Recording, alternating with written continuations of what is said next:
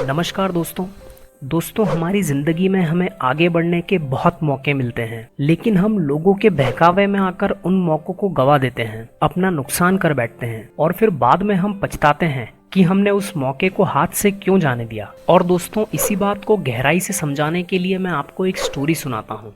एक बार की बात है, एक घर में एक मकड़ी थी। एक दिन उस मकड़ी को एक सुंदर सा जाल बनाने का ख्याल आया और उसने सोचा कि इस जाल में खूब सारे कीड़े और मक्खियां फंसेगी और वो आराम से उन्हें खाएगी और बिल्कुल मजे से जाल में रहेगी। और फिर उस मकड़ी ने उस कमरे के कोने में जाल बनाना शुरू कर दिया। और जब जाल अधूरा बन चुका था, इतने में वहाँ एक बिल्ली आई। वो बिल्ली उस मकड़ी को देखकर हंसने लगी। तो ये देखकर वो मकड़ी ने बिल्ली से पूछा कि आप हंस क्यों रही हो? तो बिल्ली ने बोला कि हंसू नहीं तो क्या करूं? तुम यहाँ साफ सुथरी जगह पर जाल बना रही हो, यहाँ कोई कीड़ा या मक्खी नहीं फंसेगी तुम्हारे जाल में। तो बिल्ली की ये बात मकड़ी को अच्छी लगी और फिर मकड़ी अपना अधूरा काम छोड़कर दूसरी जगह तलाश करने लगी। थोड़ा ढूंढने के बाद उस मकड़ी को एक खिड़की नजर आई और फिर मकड़ी ने उस खिड़की पर जाल बनाना शुरू कर दिया। और जब तक मकड़ी आधा जाल बना चुकी थी, इतने में वहाँ एक चिड़िया आई और उस चिड़िया ने मकड़ी का मजाक उड़ाते हुए कहा, मकड़ी तुम तो बहुत ही बेवकूफ हो, यहाँ खिड़की के पास क्यों जाल बना रही हो? इस खिड़की से तो बहुत तेज हवा आती है, एक हवा के झोंके से तुम और तुम्हारा जाल दोनों उड़ जाएंगे। तुम्हारा यहाँ जाल बनाना ठीक नहीं है, तुम कोई और जगह ढूंढो।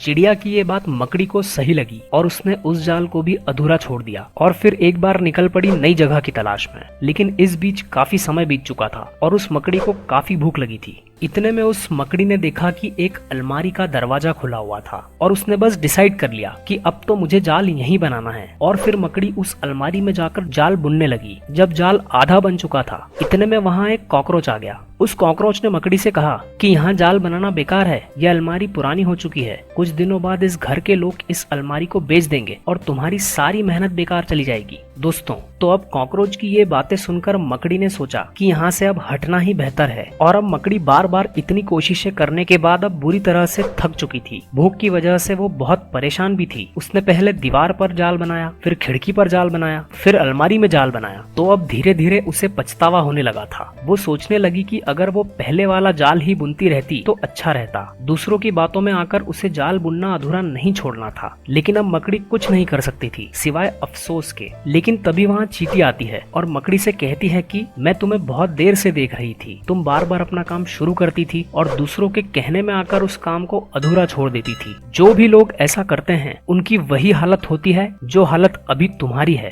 तो चींटी की ये बातें सुनकर मकड़ी को अब रियलाइज हुआ और वो बहुत पछताने लगी। तो दोस्तों, इस कहानी से मैं आपको ये समझाना चाहता हूँ कि हमारी जिंदगी में भी कई बार ऐसे ही पड़ाव आते हैं। जब हम कोई काम शुरू करते हैं, उस काम के प्रति डेडिकेटेड होते हैं, लेकिन जब लोग हमारे उस काम के नेगेटिव पॉइंट्स गिनाने लगते हैं, उस पर कमेंट्स करने लगते हैं, तो लोगों की ऐसी बातें सुनकर हमारा मोरल डाउन होने लगता है और हम अपना काम बीच में छोड़कर अपने लक्ष्य से भटक जाते हैं। और जब सब कुछ खत्म हो जाता है, उस वक्त हमें रियलाइज होता है कि हमसे कितनी बड़ी गलती हुई है। बट उस टाइम आप पछतावे के सिवाय कुछ कर भी क्या सकते हो? इसीलिए दोस्तों, आप बस ऐसे ही हर किसी की बातों पर ध्यान मत दीजिए। यहाँ मैं ये नहीं कह रहा हूँ कि आपको किसी की बात नहीं सुनना है, किसी से भी सजेशंस नहीं लेना है। आपको सजेशंस लेना है, लेकिन उसके साथ अपनी खुद की बुद्धि का भी यूज करना है कि आपकी आज की एक्शन से, आपके आज के डिसीजन से आपके फ्यूचर पर क्या असर पड़ेगा। दोस्तों, इसी बात के साथ इस वीडियो का अंत करते हैं। अगर आपको ये वीडियो अच्छी लगी हो तो इसे लाइक करिए, शेयर करिए इसे अपने फ्रेंड्स और अपनी फैमिली के साथ, ताकि उनके लाइफ में भी कुछ वैल्यू ऐड हो सके। और चैनल को सब्सक्राइब करना बिल्कुल ना भूलिएगा। जय हिंद, वंदे मातरम।